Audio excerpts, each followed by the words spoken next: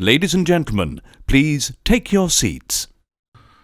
You know, there's something kind of unique about working under pressure. And if you're within the sound of my voice, that must mean you are in the seats with once more. As always, my name is Dave Voigt, and I'm the host of this podcast where we sit down with a wide-ranging variety of entertainment industry professionals and we pick their brain about current projects, state of the industry, how they got started, and so very much more in a light and in a conversational fashion. And you know, if you like how we do things around here, I'm going to guess that you do, because let's face it, you're listening to my voice right now. If you are, hit that subscribe button. Give us the old 5-star rating and a like on your podcast provider of choice. We're available pretty much everywhere. Places like Apple, Amazon, Spotify, Google, and plus we archive every single one of our episodes over at our In the Seats YouTube channel. So if you can give us a like and subscribe there as well, we'd absolutely appreciate it. Also, don't hesitate to check us out on social media. We're on the Facebook, we're on the Twitter, we're on the Instagram, we're on the TikTok, and we're on the Letterboxd for all sorts of fun updates. And finally, and I do dare say most importantly, please pay us a visit over at In the Seats, intheseats.ca, for all the latest and greatest from the world of film, television, basically the moving image at large, because guess what? If we love to watch it and write about it and talk about it, we love it even more when you come by and read about it and listen about it. So please do us that kindness and pay us a visit. On this episode, we got a fun one. We are diving into the Scream franchise, because if you don't already know, Scream 6 is now available on premium video on demand and available on Paramount Plus as well, streaming. And it's going to be available on Blu-ray, 4K, and probably DVD next month in June. But we had the unique pleasure to sit down with the screenwriters of this film, at least two of them, the one and only James Vanderbilt and Mr. Guy Busick, to talk about, I guess, working under pressure, because, I mean, literally they had to jump on the go. The second Scream 5 was a big hit, and get her done. They had a very quick turnaround. They needed to be on the page and ready to go, because they wanted to release the next movie inside of a year, and that definitely creates a unique creative pressure. But these guys were up to the challenge and then some.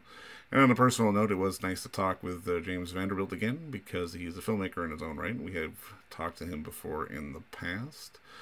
But, you know, if you want to dive into the sort of psychology of how to write a Scream movie and how they got this all done, and especially so quickly, you know, enjoy this podcast. I certainly hope you do. But I mean, obviously, if you haven't seen Scream 6 already, you can go get it on video on demand or sign up for Paramount Plus and watch it that way. But as always, enjoy our talk with James and Guy Busick, because between you and me, it's a darn good one. Just first off, you guys both, honestly, thank you both for the time and congratulations on the film, man. I loved it. Oh, cool. Thank you. That's great to hear. Thanks. Now, I guess my first question is, and this is something I'm always kind of fascinated by, because the turnaround was so quick. I mean, on that opening weekend of 5, are you guys basically kind of sitting at your computers waiting for the starting gun to start writing, or just ideas kind of preloaded? It pretty much, and we did. Gary Barber and Spyglass sort of did. They all really liked the movie, so it was before it came out. They actually put a deal in place for us, but it really was like getting shot out of the cannon, because it was, if this does happen, we want the movie to come out next year. And then the March date happened really early too, Guy. I remember, like, the actual it did, yeah. Paramount date in March selected that. Yeah, so it was like we were, and the fun thing was we were working with Kevin Williamson, who had to do the exact same thing on Scream 2. So it was this kind of, but faster, by the way. That was 10 months. Yeah, by 2 months. Yeah. Yeah, he was like, you know, what are you whining about? Like, I had to do it. No, I mean, I guess, how did you guys try to kind of settle on New York as a setting? And I mean, particularly because obviously we've seen other horror movies in New York, and I mean, even we have a little bit of a nod to it every once in a while. What was it about New York that made you guys want to bring these characters there? Just because it was so different and we hadn't seen it before. And obviously Scream 3 takes place in Los Angeles, but it's, you know, mostly on a movie backlot and, you know, sound stages and stuff like that. So we were just like, well, what's something we just haven't seen in this franchise before, and what can give us new kinds of set pieces, like a subway, like a bodega, like a tall building, and things like that. And it just made us excited. And I think that we were so careful in in 5 to really pay homage to what had come before and really nod to the, especially the first film. That with 6 we were like, let's take some real risks, and it felt a little bit dangerous. It felt a little bit like, can we pull this off? And I know Kevin, when we talked to him about it, was like, it's tough to pull these horror movies off in New York, and there's so many people around, and we're like, well, what if we kind of make that part of the story? And when you think you're safe, when you go to the crowded place, when you go to the well-lit place in a horror movie, you're supposed to be safe. That's supposed to be the goal, right? Get out of isolation, get around people. And what if in this movie it doesn't help you at all, and the killer just keeps coming? So yeah, it for us, it was exciting. I guess is the simplest answer. Was part of the risk the violence too? Because I mean, even from sort of the opening minutes, like I remember sitting in the theater going, "Wow, this is way bloodier than the last one."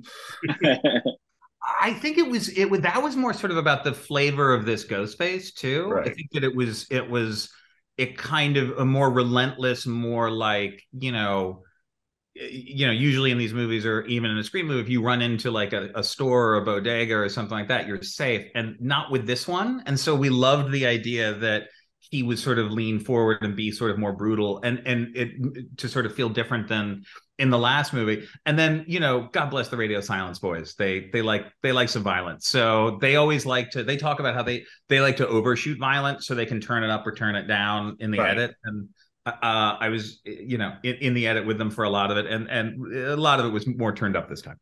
The dial, yeah. How was the collaboration for you guys with the radio silence boys? Because obviously it's going to be a unique mix.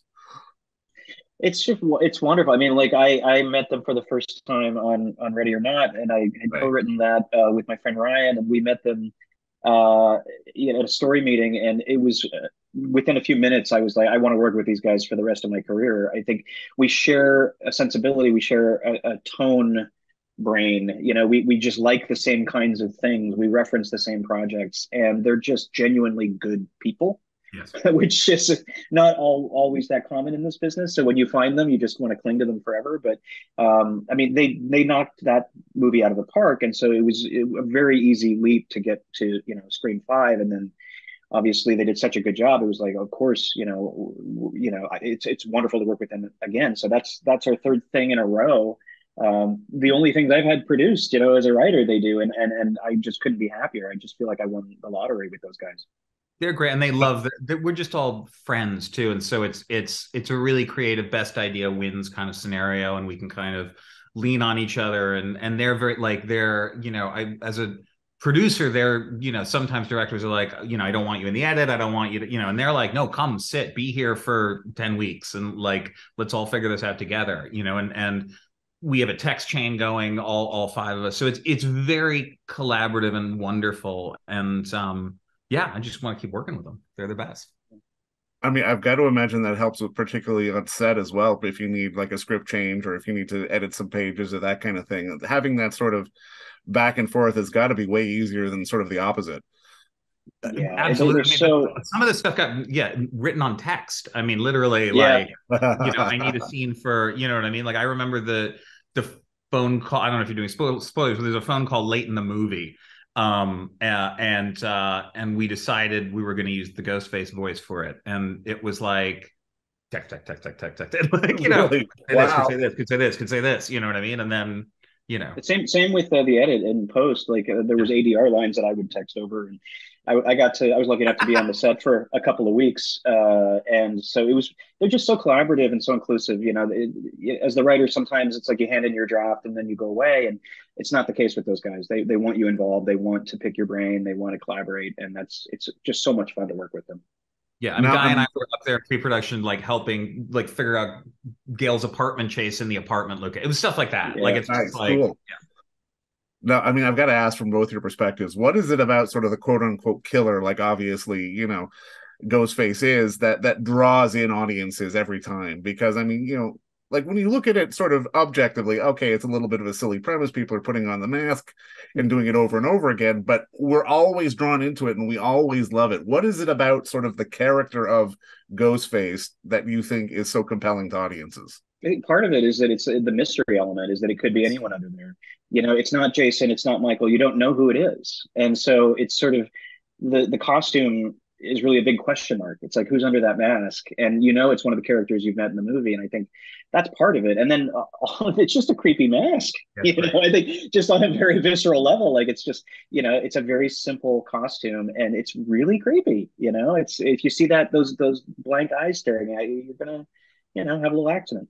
It really is. And I remember I read somebody once said, you know, most horror movies are about the killer, Scream is about the survivors. And I think that's sort of what sets these movies apart in a way, is that you care about these characters, you want to return to the ones who survive, like that story, as opposed to it's a whole new set of campers or a whole new set of teenagers or a whole new set of, you know, it's the characters aren't there just to be sliced and diced and karma corrected. It's you know, you don't want them to die, you know.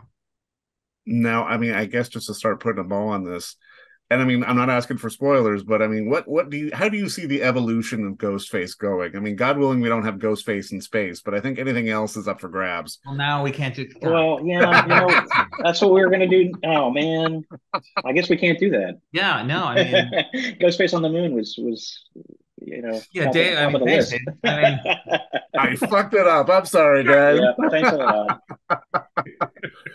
But I No, mean, I think honestly, what's fun about the character and about the franchise is it really is open. You could take it anywhere. You know, you could follow whatever characters you want.